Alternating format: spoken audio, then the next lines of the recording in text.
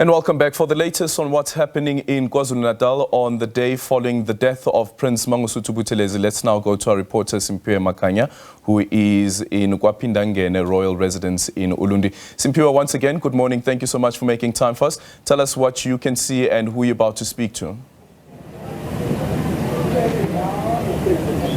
Well, indeed, Aldrin, since the early hours of this morning, we've seen various community members making their way here at the home of the late Prince Mangosuthu Buthelezi to offer their words of condolences and to also reflect on his life. A short while ago, we saw the leadership of the IFP in the province being led by the provincial chairperson of the party, Thami Ntuli, arriving here also, to offer, continue offering their words of condolences. But at the moment, Aldrin, I'm not going to waste time because I do have the son of the late Prince Mangosuthu Buthelezi, who has worked with Ushenge for a number of years. Sokalis, first and foremost, condolences to you and the family.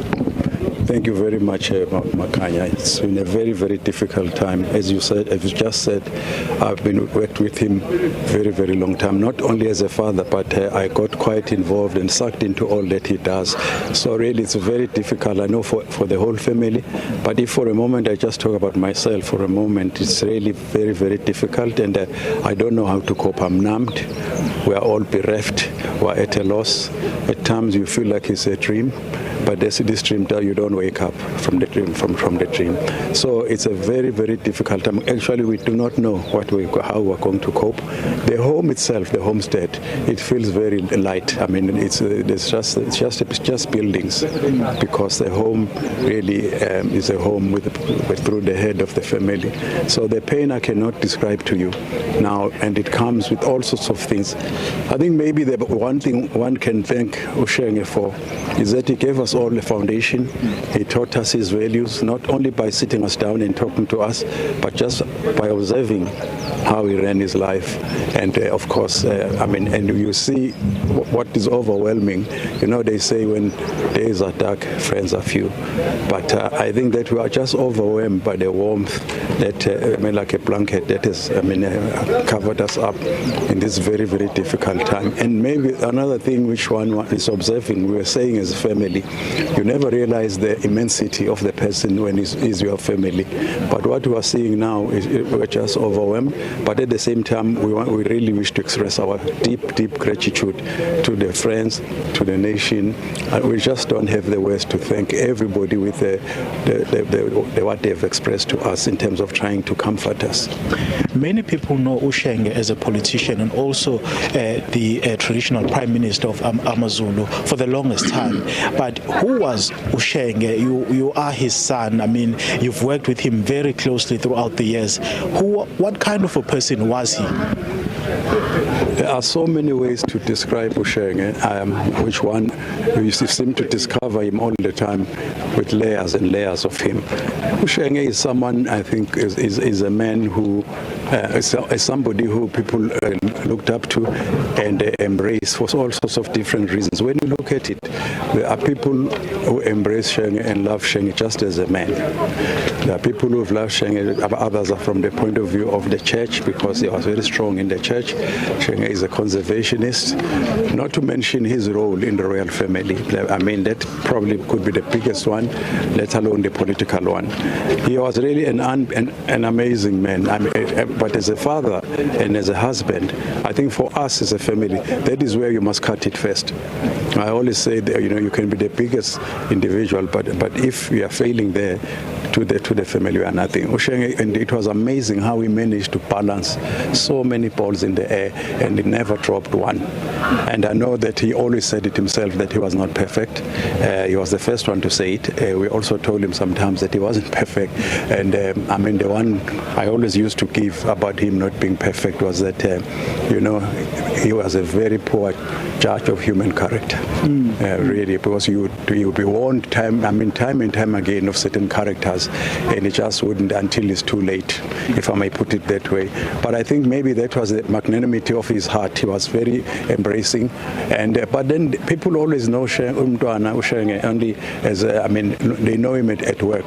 Shenge at play was fun because he loved his music. nobody doesn't know his sense of humor.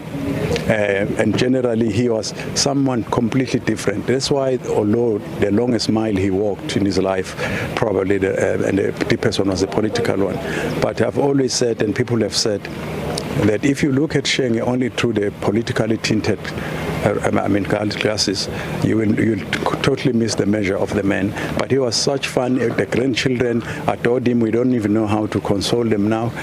Of course, now they had a lot of pain. That's another thing about him. They had with my mother, because they lost 5 of our siblings, and now it's only 3 of us left.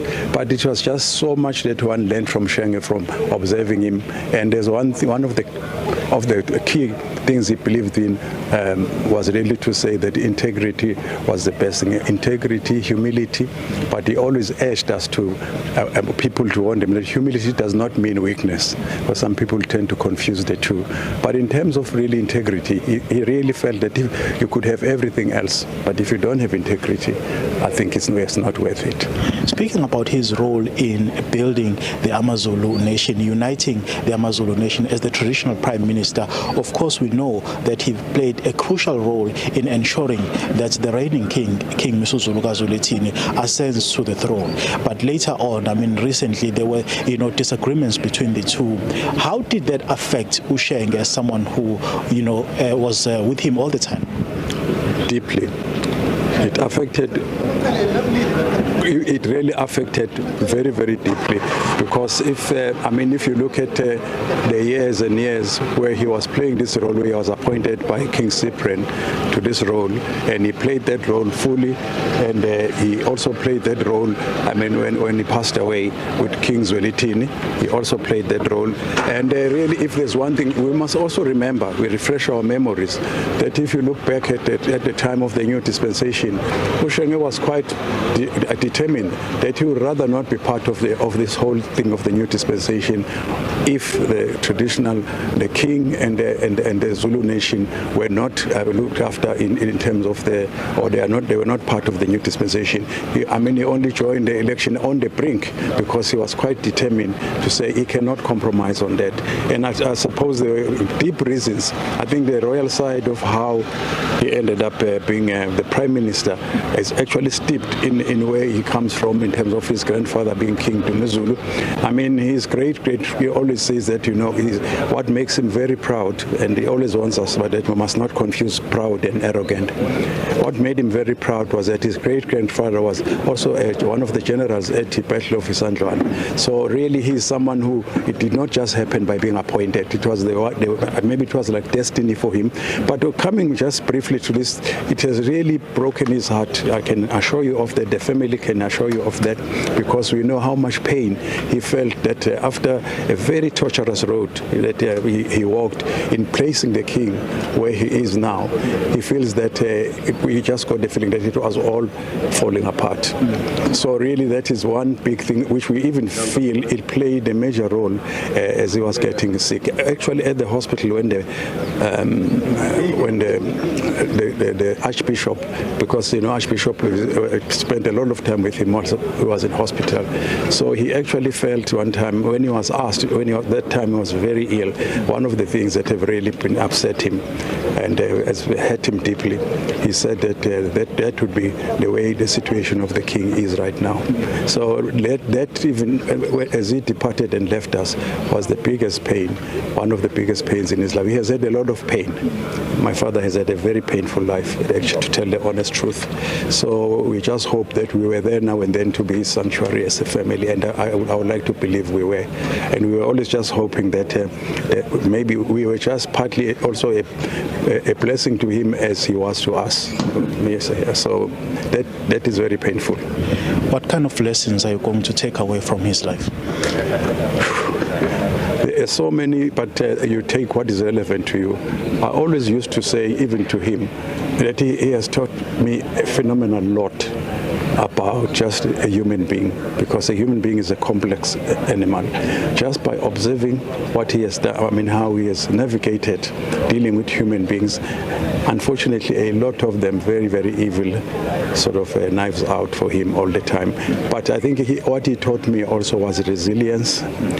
What he taught us is actually the patience and also be focused in terms of and really things about leadership and about values in life, what is important. The faith, he taught us a lot about faith. And that's one thing that really was his solid ground he stood on. He always says if he's standing on faith, he knows that nothing can beat him. So there are so many things that he taught us. And he taught us about forgiving.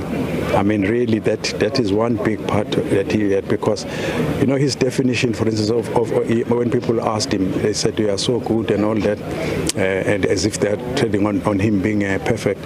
He would say that, you know, as far as he knows, based on his faith now, his definition of a saint is someone who died trying. Any sort of word from the family in terms of the funeral arrangements, memorial service? What can you tell us with regards to that?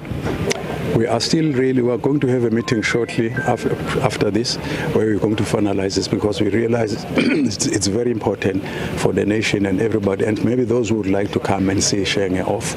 But then one thing which I have to mention, Shenge felt very strongly about, I think this is very important.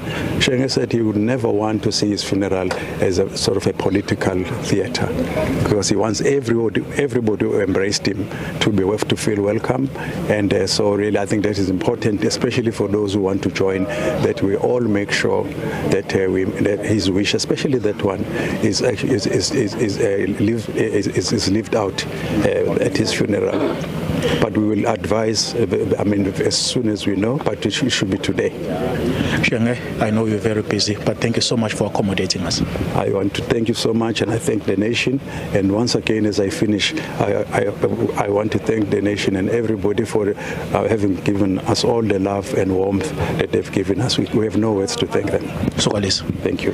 Prince Buthelezi's son, that is Prince Zuzifa Buthelezi, there, you know, reflecting on the life and times of Prince Mangosuthu Buthelezi. You know, and many people who have been, you know, working closely with him have described him as a giant, as a humble human being, as someone who stood for the truth. And as I step out of the shot and give our viewers a sense of what is happening, you see perhaps there in your visuals the leadership of the IFP and also ordinary members of the community who have converged here to also offer their words of comfort and also words of condolences. You heard there Prince Zuzifa saying that funeral arrangements have not been finalized as yet. There's still going to be a meeting of the family, and thereafter they will be in a position to update us as to when his funeral is going to be, as well as the memorial service. Eldrin.